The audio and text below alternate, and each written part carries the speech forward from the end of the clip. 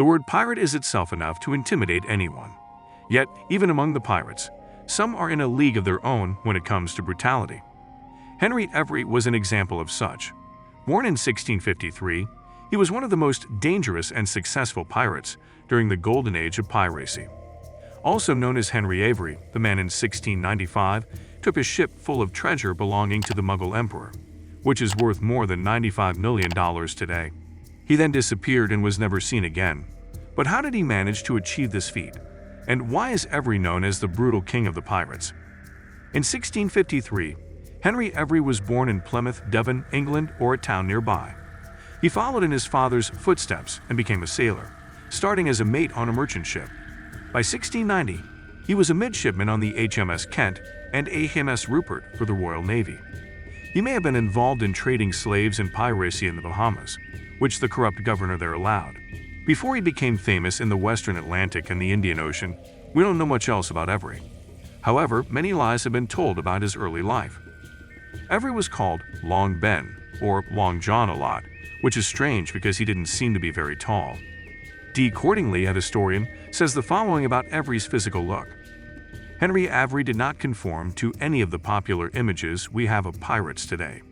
He was of middle height, rather fat, with a dissolute appearance and what was described as a jolly complexion. In 1694, Every joined the privateering ship Charles Huy, which was part of an expedition paid for by the Spanish crown to attack buccaneers and French smugglers in the Caribbean. In May 1694, when the ship was docked at La Corua of Spain and the captain was drunk one night, Every got 100 of the crew to rebel. After being in port for a few months without getting paid, the sailors were getting antsy, and even though Every was only the second in command on the Charles, the rebels chose him to be their captain. Every changed the name of the ship to Fancy and set sail for Madagascar in the Indian Ocean. The Fancy had 46 cannons, which made it a scary sight for the merchant ships in the Indian Ocean, which were usually not well armed. Nonetheless, Captain Every was already a pirate before he got to the Indian Ocean. On the way, he took 3 English merchant ships in the Cape Verde Islands and 2 Danish ships off the coast of Sao Tome. After that, he went down the west coast of Africa. Every even caught a French pirate ship in the Comoros Islands while it was going around the Cape of Good Hope. The Jolly Roger flag was meant to scare ships into giving up without a fight or else facing terrible consequences. Every's flag, however, had a skull and crossbones with the skull in profile and a red or sometimes a black background. Every lived in a pirate haven already set up on Madagascar and may have become their leader. He put together a fleet of 6 pirate ships so he could attack the Mughal Empire's annual treasure ships, which were very valuable but well guarded. Every sailed all over the Indian Ocean and even went as far north as the Red Sea. In September 1695, he stole the treasure ship of the Mughal Emperor Aurangzeb, who was in charge of the Mughal Empire of India. This was by far his biggest haul.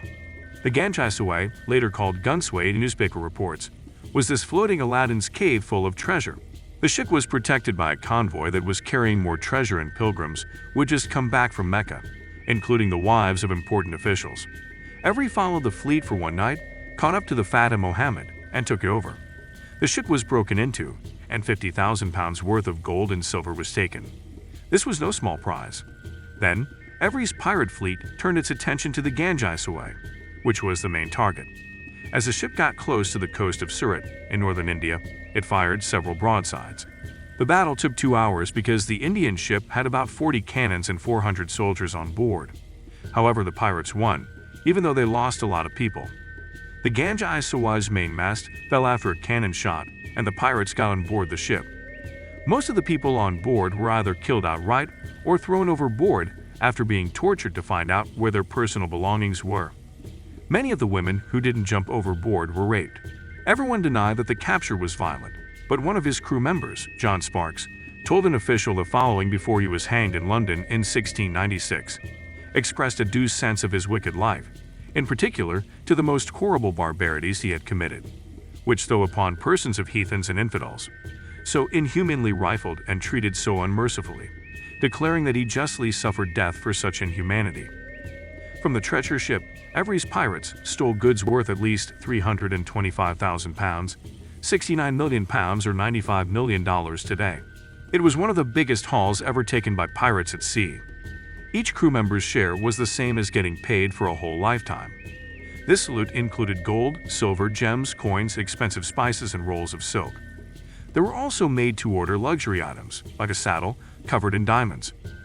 The Mughal emperor told the British government that he would attack British interests in India for the terrible loss. He started by putting all British traders in Surat in jail, and he threatened to do worse things if the pirates weren't chased down more quickly. Some of these traders were treated so badly in prison that they died there. The Mughal Emperor Aurangzeb's anger put a lot of pressure on the East India Company. The company was worried that if relations with the Mughal emperor got worse, it would hurt trade, so it put a price on every's head. Before the East India Company offered its own £1,000 per head reward, the British government had already offered £500 for each member of every's crew. But the pirates were gone. They had gone to Sao Tome and then to the Caribbean, where they broke up in the spring of 1696. The fancy was sold to the corrupt governor of the Bahamas, but the governor of Jamaica refused a huge bribe to give the pirates a royal pardon. The Bahamian governor did not have this power. Henry Every may have sailed to Rhode Island and then across the Atlantic to Ireland, where he would have been safer. In 1696, Captain Kidd was told to get rid of pirates in the Indian Ocean and capture Henry Every. He didn't find Every, so he joined the pirates himself. In 1698, the British government issued a general amnesty for all pirates. However, Kidd and Every were specifically named as exceptions. According to a story, Every came back to Bideford, Devon, with a lot of diamonds from his piracy. However, a dishonest fence tricked him out of them, and he had to live the rest of his life in poverty, because if he gave up the fence, the authorities would find out who he was. Several people said they saw the English pirate in England over the next 20 years, but none of this was true, and no one knows what happened to him in the end.